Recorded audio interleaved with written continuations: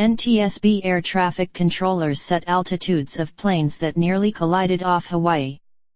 Two commercial jets that nearly collided north of Hawaii last month were at altitudes assigned to them by air traffic controllers, the National Transportation Safety Board tells CNN.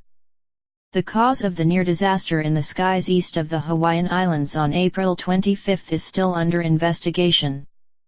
But a source with knowledge of the probe said the early focus is finding out why the planes were assigned to altitudes that put them dangerously close. The incident was brought to public attention when a passenger on one of the planes wrote a blog titled, "2 weeks ago, I almost died in the deadliest plane crash ever."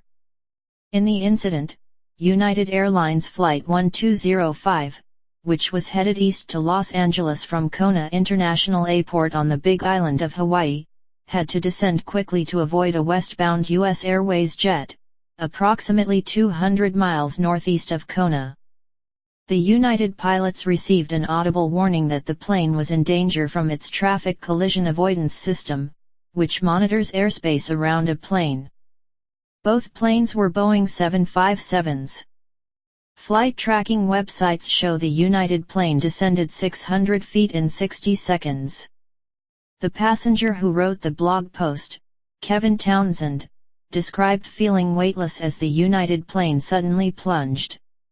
"I felt my body float upwards and strain against my seatbelt," Townsend wrote. "Passengers around me screamed. There was a loud crash in the back, a coffee pot clattering to the floor and tumbling down the aisle.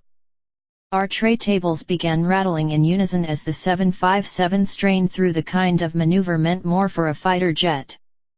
Townsend estimated a total of 590 people were on the two planes based on the assumption that the other plane carried the same number of passengers and crew as the 295 people aboard his flight.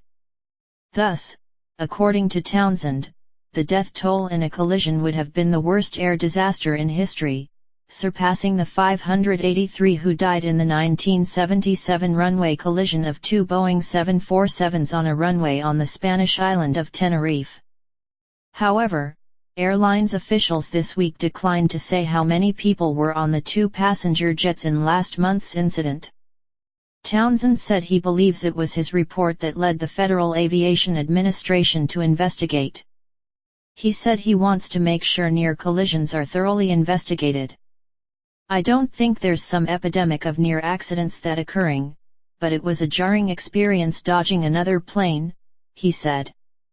An FAA official, speaking on background, said the agency began investigating immediately after the incident, an independent of Townsend's report.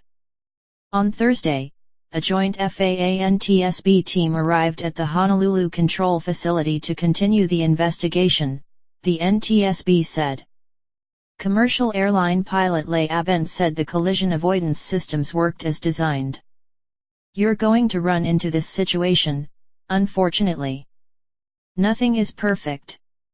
I know that's not a comforting answer, but indeed the system worked," Abent told CNN.